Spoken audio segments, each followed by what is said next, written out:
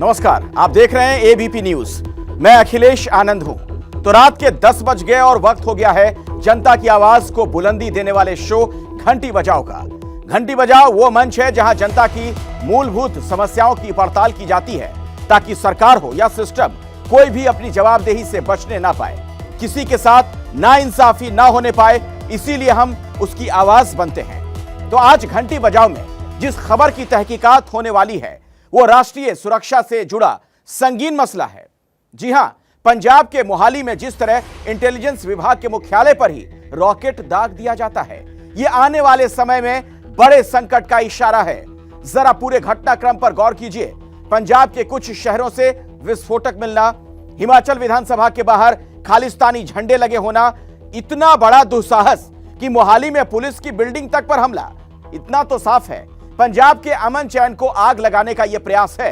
मकसद पुलिस को, प्रशासन को चुनौती देना और आम लोगों में खौफ भरना जान पड़ता है। अब इस मामले में पड़ोसी मुल्क पाकिस्तान की ओर भी शक की सुइयां घूम रही हैं। तो जाहिर है कि ऐसी घटनाएं हमारे सुरक्षा इंतजामों में चूक की तरफ तो इशारा करती ही हैं, लेकिन यह वक्त एकजुट होकर दहशतगर्दी को जवाब देने का है। आप देखिए घंटी बजाओ की यह स्पेशल रिपोर्ट।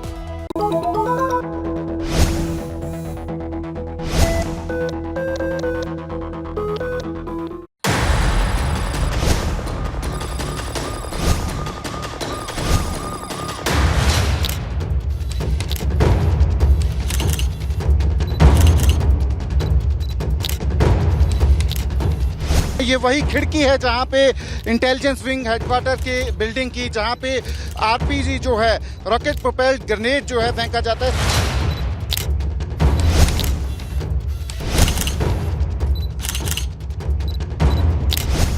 इस केस को फेस करने के लिए हम लोग पूरे एफर्ट्स कर रहे हैं। हमारे पास लीड हैं और जल्दी ही हम इस केस को सॉल्व करेंगे।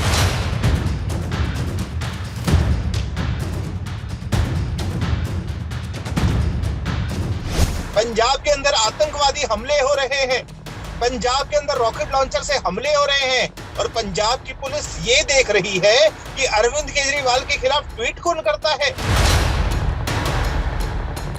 आम आदमी पार्टी की सरकार, भगवंत मान जी की सरकार हर सख्त से सख्त कदम उठाने के लिए तैयार है। पुलिस के ही दफ्तर पे हमला हो जाना ये बात दर्शाता है केजरीवाल की जो पंजाब में सरकार है, पंजाब की सुरक्षा, अमन चैन के लिए हानिकारक है। हम चाहते हैं कि वो इस लड़ाई को लड़ें, लेकिन वो केजरीवाल जी को छोड़ें। केजरीवाल जी की प्रायोरिटी पंजाब की नहीं है। केजरीवाल जी की प्रायोरिटी देश की सत्ता हासिल करना। जिन्हें भी पंजाब का माहौल खराब करने की कोशिश की थी वो बख्शा नहीं जाऊगा, सख्त तो सख्त सजा मिलेगी। पंजाब वो राज्य है जिसकी 500 किलोमीटर से भी ज्यादा सीमा पाकिस्तान से लगती है।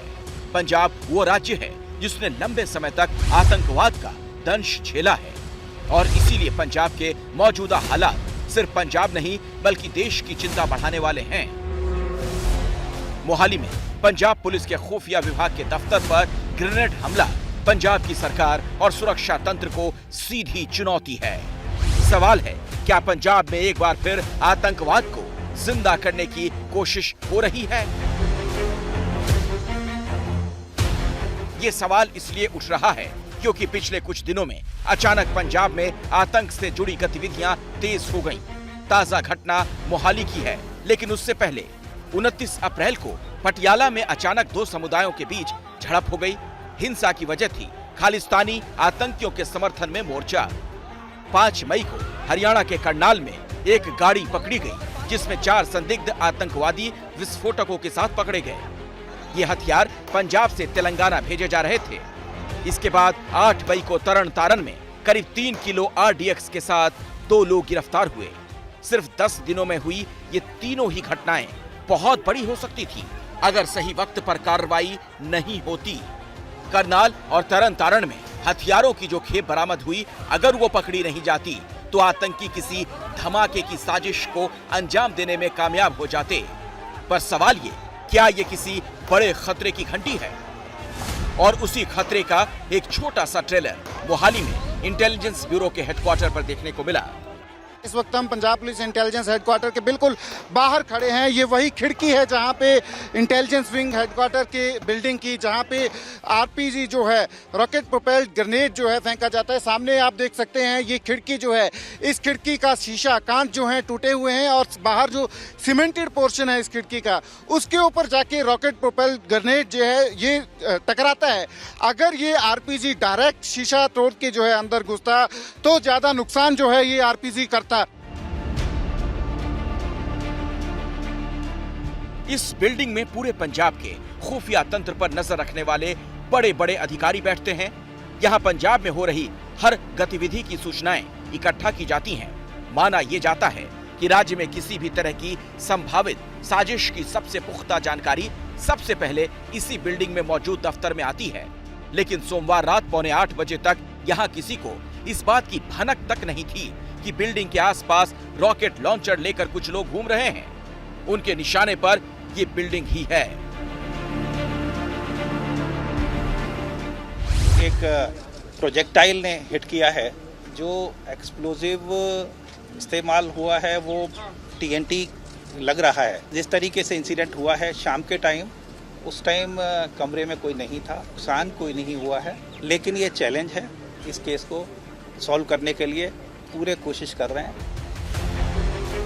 पंजाब पुलिस को ये सीधी चुनौती इसलिए चिंता में डालने वाली है क्योंकि पंजाब में पहली बार आरपीजीएल जैसे खतरनाक हथियार का इस्तेमाल हुआ और अभी तक पंजाब पुलिस या सरकार को ये नहीं पता कि ऐसे कितने आरपीजीएल पंजाब की जमीन पर पहुंच चुके हैं। इस वक्त तस्वीरें आप देख सकते हैं कि किस तरीके से फॉरेंसिक की टीम्स जो हैं अब जो है यहाँ से बिल्कुल इसके ऊपर जो है किस तरह से बिल्कुल टॉप पे जो है खिड़की जो है वहाँ जो है ग्रेनेड जो है वो टकराता है और इसके नीचे जो कुछ इसके अवशेष जो हैं पड़े हैं उनको इकट्ठा किया जा रहा है। तस्वीरें आप देख सकते हैं कि किस तरीके से इस मशीन के जरिए जो है छत पे चढ़े हैं ये कर्मचारी और यहाँ अगर कोई वाइटल क्लूज इनको मिलते हैं तो उनको इकट्ठा करने की कोशिश जो है ये तमाम जो है पुलिस के कर्मचारी जो हैं, फॉरेंसिक के कर्मचारी जो हैं ये कर रहे हैं। और बड़ी हैरानी की बात है कि वहीं सामने जो है इस इंटेलिजेंस विंग की बिल्डिंग की जो है चेक पोस्ट है जहां पर लगातार कर्मचारी जो हैं बैठे होते हैं और तो कहीं ना कहीं ये सिक्योरिटी जो है लैप्सेस जो हैं यहाँ इस बिल्डिंग के जो हैं वो सामने नजर आ रहे हैं।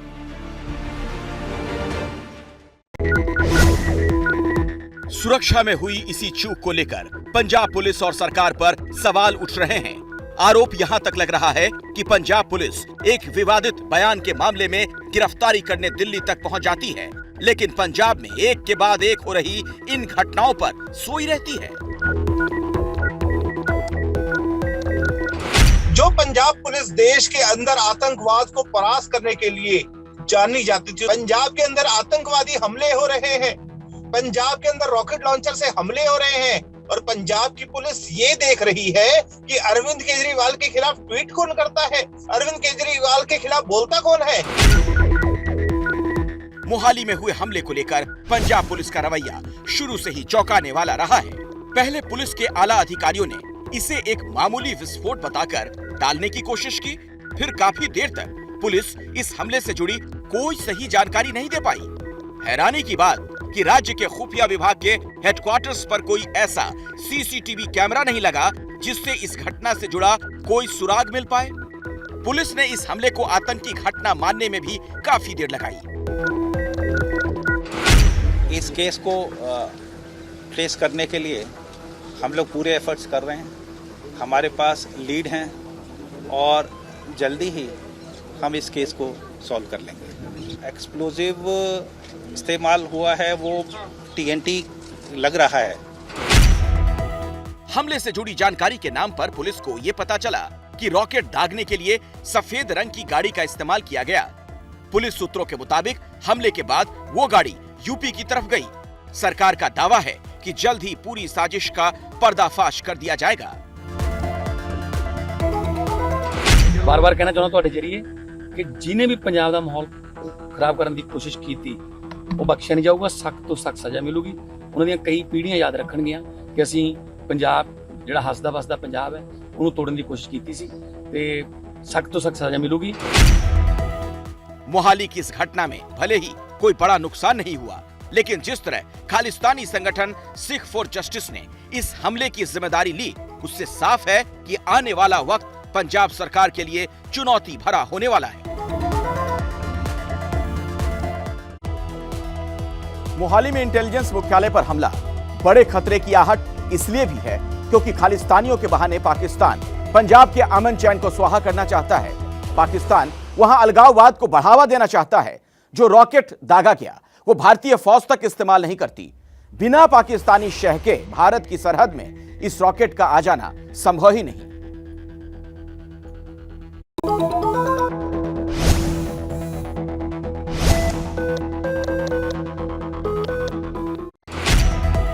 जिस पंजाब ने आतंकवाद को हराया, वहां एक बार फिर आतंकवाद की दस्तक इसलिए सुनाई दे रही है क्योंकि आतंकियों को पालने वाला पाकिस्तान अपने देश में चल रही राजनीतिक अस्थिरता से ध्यान भटकाने के लिए अब पंजाब में आतंक के प्रयोग कर रहा है। इसका एक सबूत है अमृतसर में मिले ये ड्रोन। बीएसएफ के मुताबिक पाकिस्तान की तरफ से भेजे गए इस ड्रोन पर पाकिस्तान की मार्किंग पाई गई और इसके जरिए भारत में ड्रग्स भेजे गए। पहली बार हेरोइन और ड्रोन एक साथ बीएसएफ ने पकड़े हैं। रात को लगभग 11:15 बजे की बात है जब हमारे जवानों को फेंसिंग के ऊपर कुछ ड्रोन की आवाज सुनाई दी। पिछले कुछ दिनों में इस तरह का चौथा ड्रोन पकड़ा गया है जिसके जरिए सीमा पार से भारत में ड्रग्स की सप्लाई की जा रही थी। यही नहीं, करनाल में कुछ दिनों पहले जो विस्फोटक बरामद हुए थे उनके बारे में भी यही जानकारी मिली थी कि उन्हें ड्रोन के जरिए भारत भेजा गया। नार्को टेररिज्म को लेकर पंजाब एक बार फिर सुलगता पंजाब बनता नजर आ रहा है। पिछले एक महीने के आंकड़े ये बताते हैं कि पंजाब में लगातार हथियारों, विस्फोटकों और मादक पदार्थों को पहुंचाने का सिलसिला लगातार जारी है। सीमा पार से आई हुई हेरोइन हो या दिल्ली में पकड़ी गई, उन सब के तार पंजाब से जाकर जुड़ रहे हैं। अब इन तस्वीरों को देखिए, ये उसी रॉकेट के अंश हैं जिससे मोहाली में इंटेलिजेंस हेडक्वार्टर पर हमला किया गया। इसे आरपीजी यानी रॉकेट प्रोपेल्ड ग्रेनेड कहते हैं। ये कंधे से दागे जाने वाला हथियार है जिससे टैंक से लेकर बड़ी बड़ी इमारतों तक को उड़ाया जा सकता है।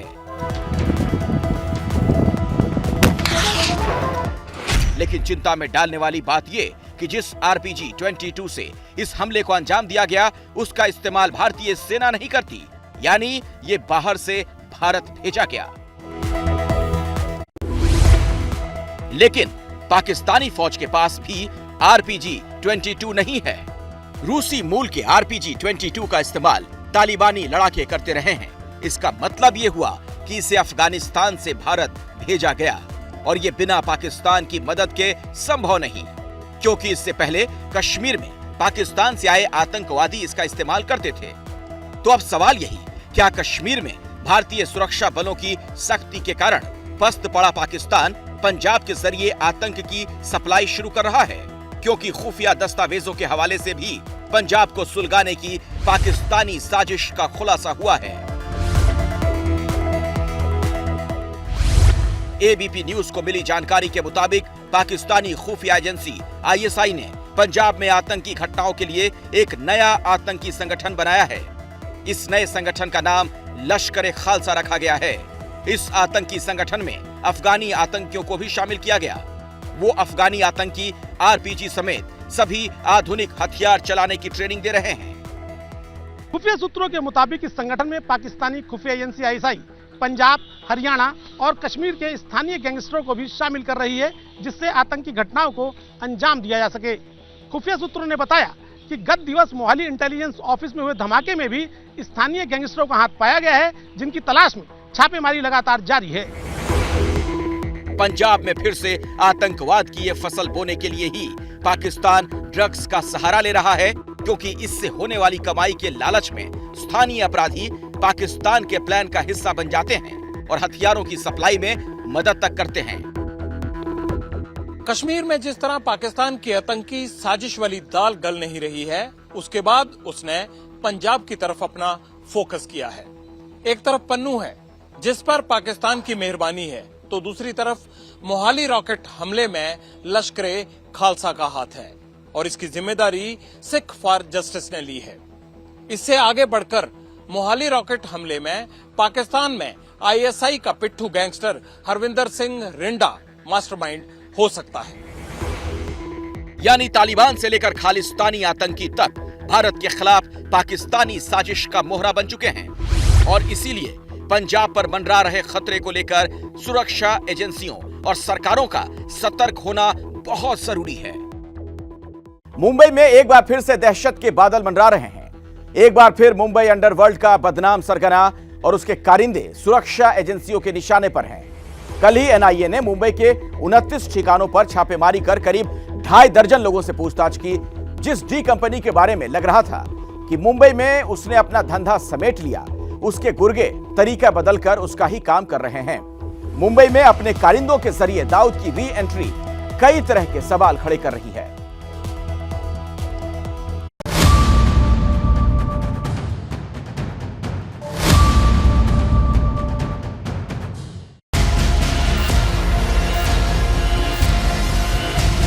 दाऊद पाकिस्तान में है, उसके गुर्गे भारत में।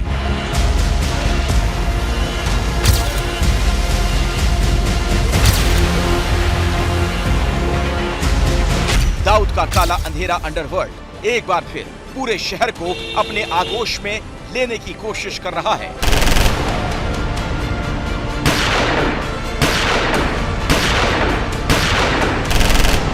भारतीय सुरक्षा एजेंसियों का हमेशा से ये मानना रहा कि दाऊद इब्राहिम पाकिस्तान की जमीन पर है। पाकिस्तानी खुफिया एजेंसी आईएसआई ने उसे शह दे रखी है और भारत विरोधी गतिविधियों के लिए उसका इस्तेमाल कर रही है। आखिर दाऊद के दोबारा एक्टिव होने का मतलब क्या है भारत की सुरक्षा चिंताओं के मद्देनजर? दाऊद का संबंध भारत से अभी नहीं रहा है, उसका नेटवर्क पूरा फिनिश हो चुका है। दाऊद अभी वो पाकिस्तान में पड़ा है, जो खबरें आ रही है वो हिसाब से। साल 2003 के पहले तक दाऊद गिरोह मुंबई अंडरवर्ल्ड पर हावी था। आए दिन दाऊद गिरोह के शूटरों की ओर से गोलियां चलाई जाती थी, कारोबारियों को, फिल्मकारों को निशाना बनाया जाता था, धमकी भरे फोन कॉल्स एक्सटॉर्शन के लिए आते थे। लेकिन साल 2003 की शुरुआत से ही दाऊद गिरोह मुंबई में ठंडा पड़ गया। ये वो साल था जब दाऊद के भाई इकबाल कास्कर को डिपोर्ट करके भारत लाया गया। माना जाता है कि अपने भाई की सुरक्षा के मद्देनजर दाऊद ने मुंबई में अपना ऑपरेशन समेट लिया। साल 2002 में दाऊद गिरोह की ओर से आखिरी हत्या अली नांजियानी नाम के एक केबल चैनल को चलाने वाले शख्स की हुई थी। लेकिन अब करीब 20 साल के बाद दाऊद गिरोह मुंबई में फिर एक बार अपना सिर उठाते नजर आ रहा है। एनआईए के मुताबिक दाऊद भारत में हिंसक गतिविधियों को अंजाम देने की फिराक में है। कई बड़ी हस्तियां उसके निशाने पर हैं। रियल एस्टेट और मनी लॉन्ड्रिंग के मार्फत दाऊद गिरोह टेरर फंडिंग कर रहा है। इस काम में दाऊद की मदद कर रहे हैं उसके भाई अनीश, साथी छोटा शकील और टाइगर मेमन। हसीना पारकर, त्याची बहीण, इब्राहिम कास्कर, त्याचा भाऊ यांना फ्रंटमध्ये ठेवून या ठिकाणीच मोठ्या प्रमाणात रिअल इस्टेटचे व्यवहार करायचे आणि या रिअल इस्टेटच्या व्यवहारातनं पैसा उभा करायचा आणि तोच पैसा बॉम्बस्फोटाकरता याच देशात वापरायचा, स्लीपर सेल तयार करण्याकरता याच देशात वापरायचा, म्हणजे आपल्याच पैशावर, काळ्या पैशावर आपल्या देशात जनरेट करून त्याच्या आधारावर आपल्याच देशामध्ये दहशतवादी कृत्य करायचे। अंडरवर्ल्ड में हर काम नफा नुकसान देखकर किया जाता है। दाऊद के लिए आईएसआई की उंगलियों पर नाचना इसलिए भी जरूरी है क्योंकि आईएसआई पाकिस्तान में दाऊद की भारतीय खुफिया एजेंसियों से हिफाजत करते आई है और उसके दुश्मन छोटा राजन के शूटरों से उसे बचाते आई है। दाऊद के लिए आपको एक्सट्रेडिशन प्रोसीडिंग्स करनी चाहिए कानून के अनुसार। एक्सट्रेडिशन प्रोसीडिंग्स में आपको जो सबूत है वो उसकी अदालतों के सामने पेश करना होगा आपको। वो आप क्यों नहीं करते हैं? ये दाऊद को यहाँ लाना नहीं चाहते, ये सिर्फ उसका वो भूत बना के रखा है उन्होंने। बात दाऊद दाऊद दाऊद दाऊद तो आने के लिए तैयार था। 70-80 के दशक तक दाऊद एक गैंगस्टर था।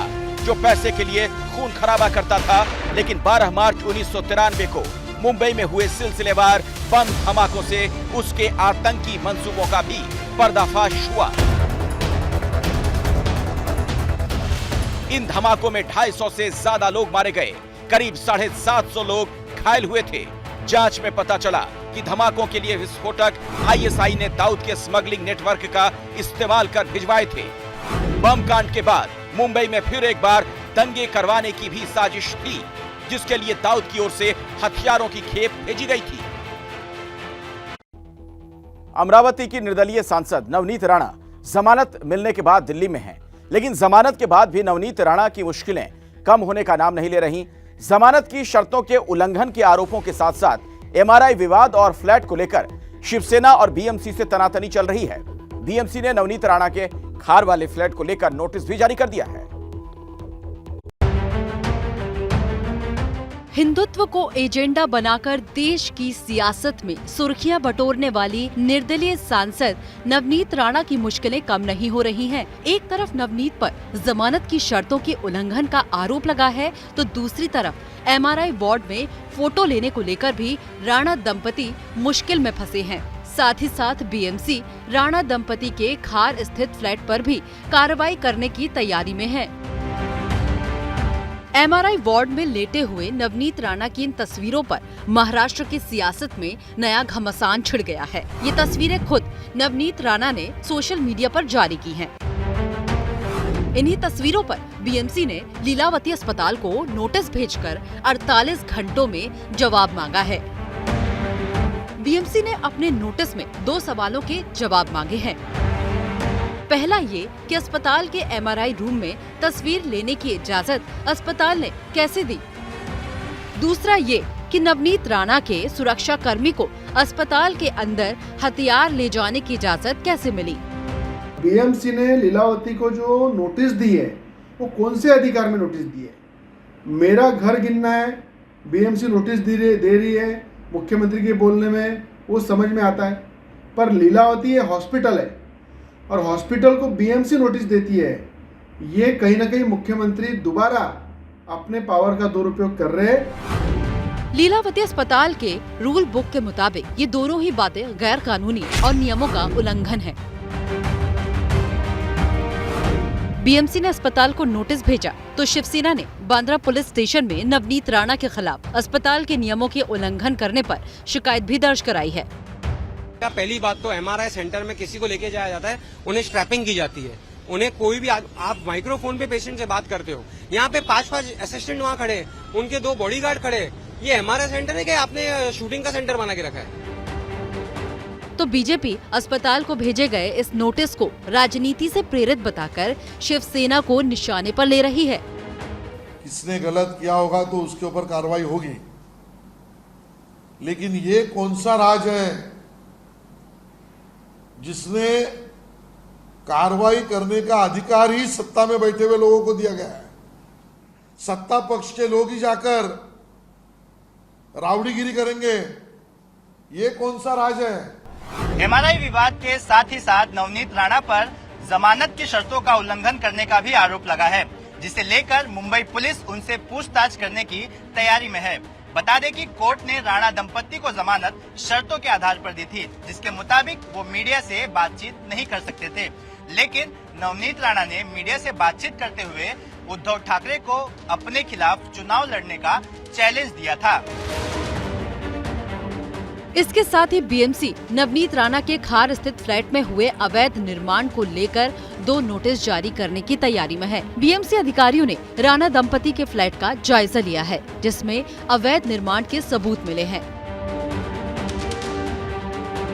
मुंबई में नवनीत राणा के खिलाफ चौतरफा घेराबंदी है, तो वहीं नवनीत राणा और उनके पति रवि राणा ने दिल्ली में लोकसभा स्पीकर ओम बिरला से मुलाकात कर मुंबई में हुए दुर्व्यवहार की शिकायत की है। अब देखना ये है कि आखिरकार हिंदुत्व के एजेंडे पर शिवसेना और नवनीत राणा के बीच छिड़ी इस जंग में बाजी कौन मारता है।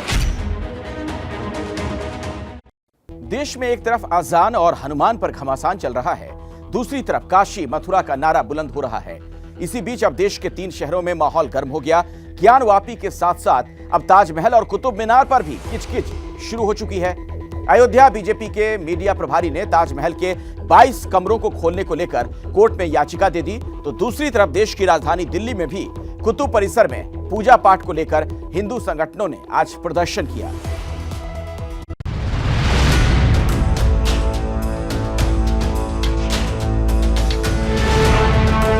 कुतुब मीनार नहीं, विष्णु स्तंभ कही।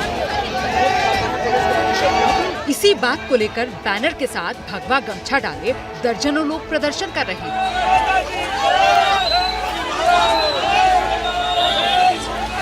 बैनर देखकर आप समझ गए होंगे कि तस्वीरें कहां की हैं। मंगलवार का दिन है, लिहाजा हिंदू संगठनों से जुड़े लोग कुतुब मीनार की ओर हनुमान चालीसा का पाठ करने जा रहे हैं। बड़ी संख्या में पुलिस बल मौजूद है और जब ये प्रदर्शनकारी आगे बढ़ने की कोशिश इन्होंने की तो पुलिस ने इन्हें रोक दिया। अब ये सड़क पर ही बैठकर जय श्री राम के नारे लगा रहे हैं। इनका कहना है कि कुतुब मीनार जो है वो पहले एक हिंदू धार्मिक स्थल था जिसे तोड़कर कुतुब मीनार बनाया गया। इनकी मांग सर्वे करवाने की है और साथ ही उसे विष्णु स्तंभ घोषित करने की है। वैसे प्रदर्शन में शामिल एक भगवाधारी से जब हमारे रिपोर्टर जैनेन्द्र ने हनुमान चालीसा पढ़ने को कहा तो वो फंस गए। जय हनुमान ज्ञान गुण सागर, जय कपिस हो जागर, राम दूत अतुलित बलधाम, अंजनी पुत्र वन सुत नामा, महावीर विक्रम बजरंग, कुमर निवास सूत के संगे, जय कानन कुंडल कुंचित केसा, हाथ विराज जी। तो पूरा केसा, कानन कुंडल किंचित केसा, तो पूरा जो है जड़जा विराजे, कांधे मूछ जनेऊ साजे, कंचन केसरी विनंदन। अबे याद है तो, याद है पूरा सब। आइए मैं बताता हूँ आपको, अभी आराम से पढ़ के बताता हूँ। पुलिस ने प्रदर्शनकारियों को कुतुब मीनार पहुंचने से रोक दिया और हिरासत में ले लिया। असल में कुतुब मीनार को लेकर भी हिंदू पक्ष के दावे के बाद से विवाद चल रहा है। अब इसको लेकर मांग तेज होती जा रही है। देखिए, सबसे प्रमुखता तो मांग है कि जो हमारा जो देश सनातनों का देश रहा, किसी भी कारणवश जिसने भी इसके स्वरूप को बदला, पहले तो जो इमारतों के साथ छेड़छाड़, जो स्वरूप बदला गया तो हमें पूर्णतः वो दोबारा से उसी स्वरूप में चाहिए। क्या मांग कर? आज की जो प्रमुखता मांग है, जो कुतुब मीनार को जो है विष्णु स्तंभ के नाम से, क्योंकि यहाँ भी जो पुराने मांगे मिली हैं, जो यहाँ पे मूर्तियाँ मिली हैं विष्णु भगवान की, तो ये स्तंभ जो है पुराने जो है विष्णु स्तंभ के नाम से जाना जाए और ये पुरानी इसमें पहले से उसको क्या है, क्यों कुतुब मीनार को विष्णु स्तंभ के नाम से जाना? इसमें साक्ष्य है, अंदर इसमें हाईकोर्ट साकेत का वो है, इसके अंदर साक्ष्य मिले हैं। अब जरा इस प्रदर्शन के पीछे की कहानी समझिए और कुतुब मीनार के अंदर की इन तस्वीरों को देखिए। कुतुब मीनार में इस जालीनुमा घेरे के अंदर भगवान गणेश की मूर्ति रखी हुई है। पिछले महीने साकेत कोर्ट में जब मामले की सुनवाई हुई तो कहा गया कि परिसर में और भी मूर्तियां हैं जो जहां तहां रखी हुई हैं। उन्हें एक जगह रखकर हिंदुओं को पूजा पाठ की इजाजत मिलनी चाहिए। दावा है कि 2004 से पहले यहाँ पूजा पाठ होता था। कुतुब मीनार परिसर में गणेश जी की 2 मूर्तियां हैं। एक की पहचान पिंजरे में गणेश के तौर पर हो चुकी है, दूसरे की पहचान उल्टा गणेश के तौर पर है। कुतुब मीनार के प्रवेश द्वार पर एक शिलालेख में लिखा है कि ये मस्जिद वहां बनाई गई जहां 27 हिंदू और जैन मंदिरों का मलबा था। ये एक पट्टिका लगी हुई है जिसमें लिखा हुआ है कि ये जब इसका जो कुतुब मीनार है, जब यहाँ पर निर्माण कार्य किया गया है तो उसमें जो प्रयुक्त खंबे तथा दूसरी वस्तु सामग्री मूलतः 27 हिंदू एवं जैन मंदिरों को ध्वस्त कर प्राप्त की गई थी। और इसी मुद्दे को लेकर के मामला अदालत तक में भी पहुंच रहा है। इसी मुद्दे को लेकर के लोगों की मांग भी चल रही है। मस्जिद के शिलालेख पर दावा और कुतुब मीनार परिसर में हिंदू देवी देवताओं की मूर्तियां वो प्रमुख वजह है जो हिंदू संगठनों को यहाँ पूजा पाठ की मांग के लिए प्रेरित करती है। और कुतुब मीनार के इस विवाद को ऐसे वक्त में हवा दी जा रही है जब आगरा में ताजमहल और वाराणसी में ज्ञानवापी का विवाद पहले से चल रहा है।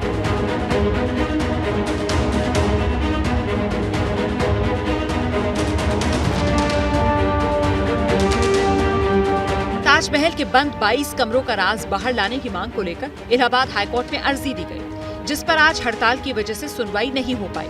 दावा किया जा रहा है कि ताजमहल मकबरा नहीं बल्कि महादेव का मंदिर है। ताजमहल को लेकर बीजेपी नेता की अर्जी पर सुनवाई 12 मई को होगी। जो ताजमहल के जो 7 स्टोरी बिल्डिंग है उसमें जो नीचे जो कमरे हैं उन कमरों में आखिर है क्या, आखिर क्यों उन कमरों का रहस्य इतना रहस्यमयी है कि 1934 में आखिरी बार ये कमरे खुले और उसके बाद 2015 में गुपचुप तरीके से खुले। तो आखिर ऐसा उन कमरों में है क्या जो कि इस देश की जनता ये जानना चाहती है, कि इन कमरों का रहस्य जानना चाहती है। उधर वाराणसी में ज्ञानवापी सर्वे को लेकर मामले की सुनवाई आज टल गई।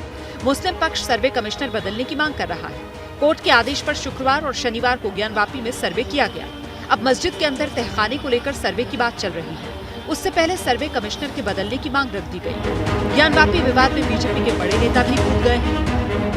कार्यक्रम के दौरान मुझे समय मिला और बाबा जी के दर्शन हुए और जो भव्य कॉरिडोर में देख आया हूँ, कल्पना से परे है जो काम हुआ है और जिस तरह से जो भव्यता निकल कर आई है इस मंदिर की, बाबा की, तो मुझे लगता है काशी का जो गौरव है वो वापस दोबारा स्थापित हुआ है। देखिए, सर्वे होना चाहिए और जो सच है वो बाहर निकल कर आना चाहिए। अगर कोर्ट द्वारा वहाँ कमिश्नर भेजे जाते हैं, वहाँ टीम भेजी जाती है, तो वहाँ लोग ओवैसी जैसे लोग उस पर बयानबाजी करते हैं, वहाँ कोर्ट पर टिप्पणी करते हैं। ये शर्मनाक बात है कि इन्हें देश के कोर्ट पर भी विश्वास नहीं है, अपने संविधान पर भी विश्वास नहीं है, तो इन्हें किस पर विश्वास है? और गलत क्या है इसमें? आक्रांताओं ने जो ये मंदिर तोड़ के मस्जिदें बनाई थी, अगर उनका सर्वेक्षण हो के वो दोबारा से अपने असली रूप में मंदिर आ रहे हैं तो इसमें दिक्कत क्या है? देश में इस वक्त 3 शहरों में मंदिर के दावे को लेकर मामला गर्म है। ताजमहल से लेकर कुतुब मीनार तक के इतिहास के पन्नों को पलटा जा रहा है और ज्ञानवापी के सर्वे के जरिए सच की तलाश की जा रही है। ताजमहल पर लखनऊ में 12 मई को सुनवाई होगी और ज्ञानवापी पर वाराणसी कोर्ट में कल भी सुनवाई जारी रहेगी। दिल्ली से जैनेन्द्र और अंकित गुप्ता के साथ, वाराणसी से रणवीर के साथ संजय त्रिपाठी की रिपोर्ट।